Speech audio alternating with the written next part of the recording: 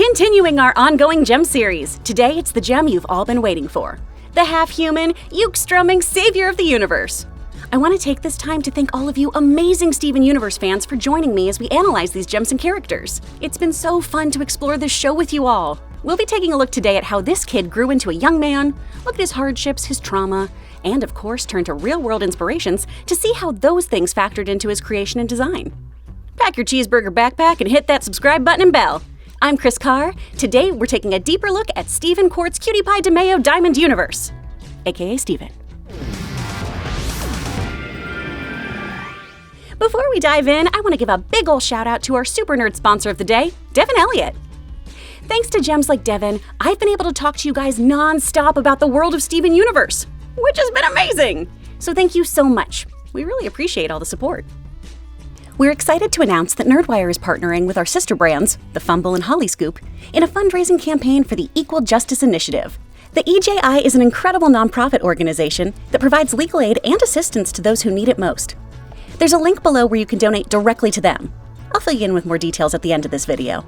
Alright, now, on to Steven. For the purposes of this script, we'll be alluding to the events that transpired over the course of Steven Universe, the Steven Universe movie, and Steven Universe Future.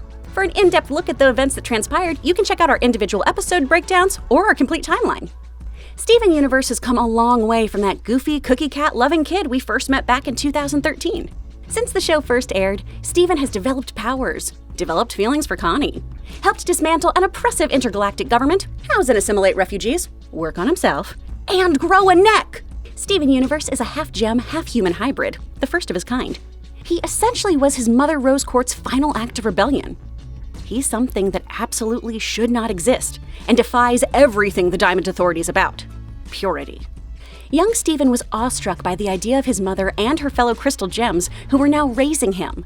He idolized his musician dad and wears his old band merch every day.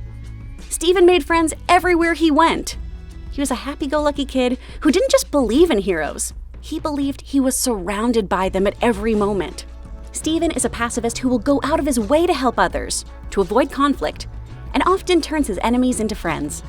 Because Steven's journey starts out pretty light and gets heavier as we go, I'll be changing up the analysis today. Let's start with some of those fun factoids. Steven's name and likeness are based off of creator Rebecca Sugar's brother, Steven Sugar, who worked as a background artist on the show.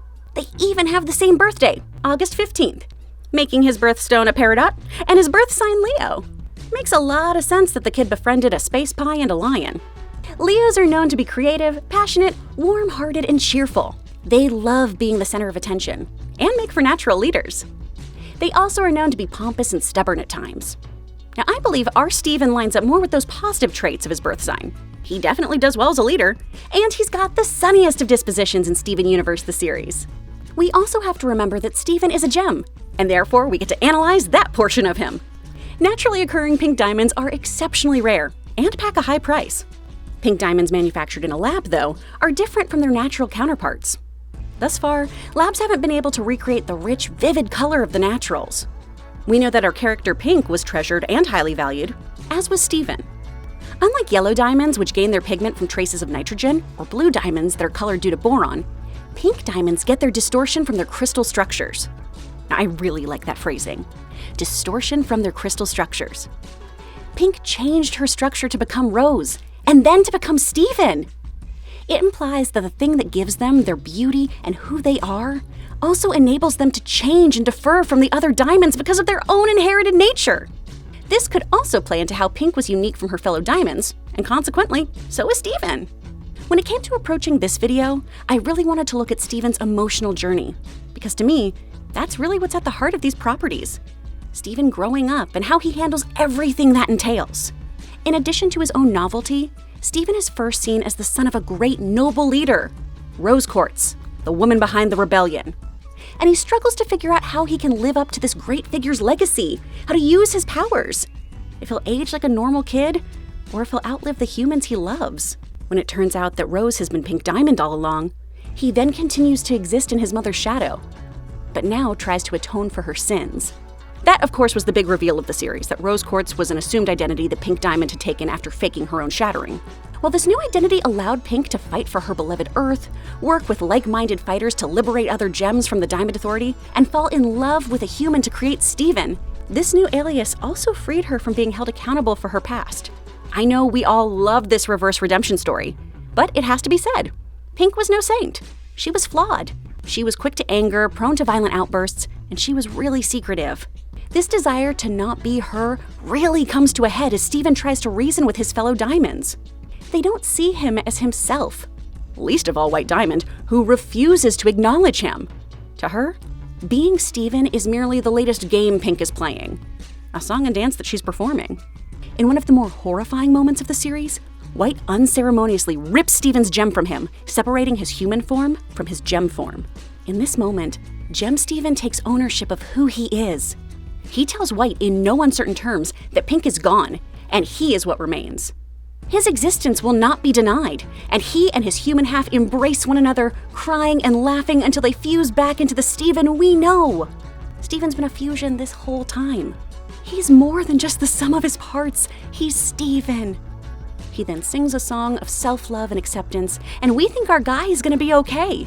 But Steven hasn't even begun to unpack all the trauma he's experienced over these past 5 seasons. He just thinks he's ready for that happy conclusion to his story. The Steven Universe movie confronts the flawed ideology of a happy ending. The Diamond Authority has been taken down. Surely now Steven and co. can rest, relax, and live the peaceful lives they've always dreamed of with no problems whatsoever. Here's the thing though, a story, a real story, never really ends, does it? You just keep on living. Said Sugar, quote, "The idea of happily ever was something that I really wanted to dig into.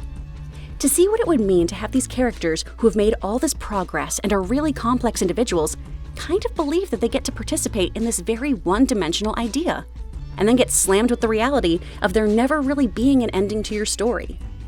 We explore this concept further in Steven Universe Future, when Steven and the Crystal Gems now have endless possibilities in what to do next.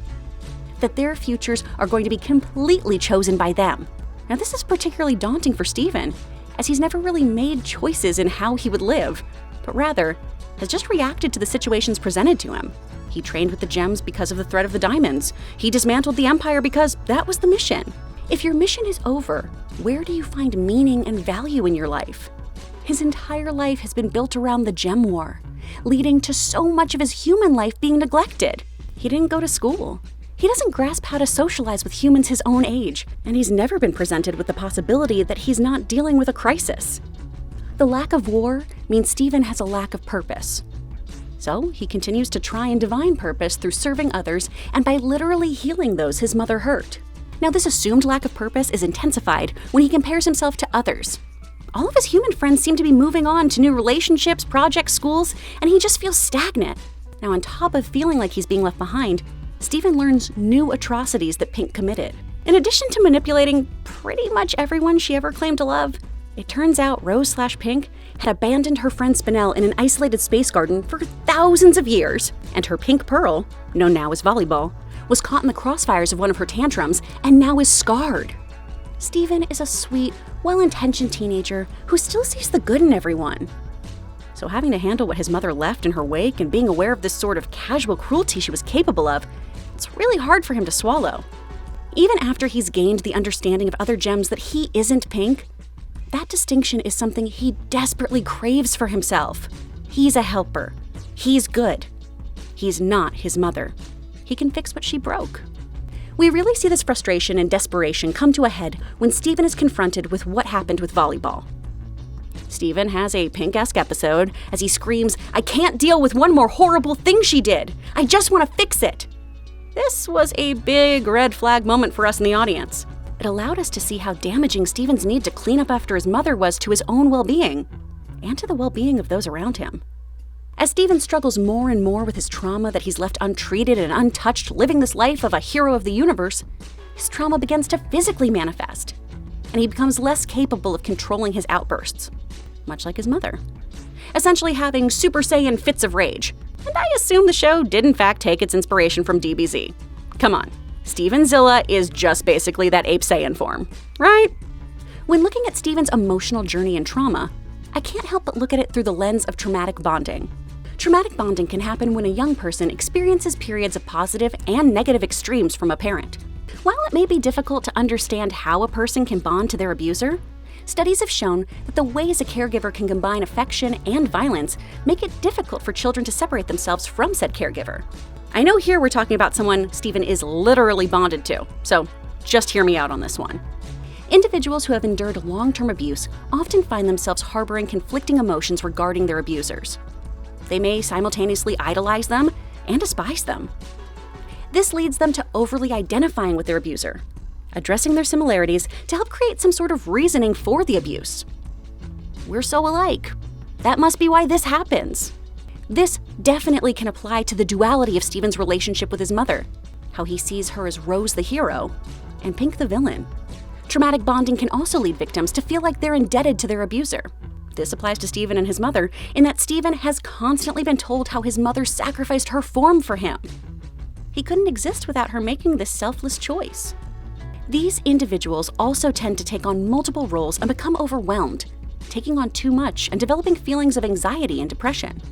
Though this is usually something that manifests like a child acting as a caregiver to a substance-abusing parent, we can apply this to Stephen in his need to care for others and how he takes on multiple roles like teacher, nurturer, and healer. So, how does Stephen overcome this?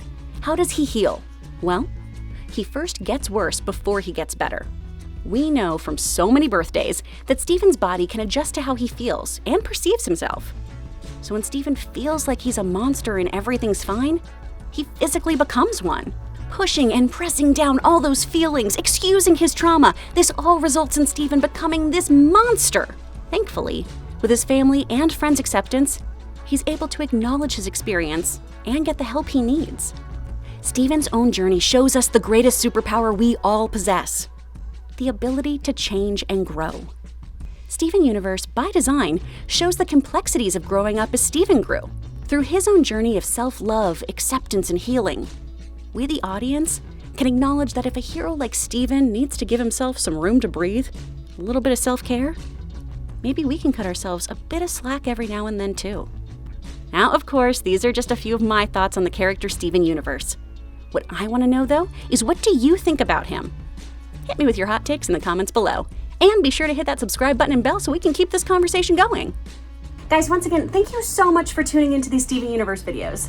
While this is going to be our last gem analysis video, at least for a while, please rest assured we are going to have more Steven Universe content for you, as well as a slew of other things. You know, like Rebecca Sugar said, she wanted to give her characters some privacy. We want to do the same. We want to let them rest for a little bit while we explore new and exciting properties with you guys. So definitely let me know in the comments what shows you want me to be covering, what you want to talk about.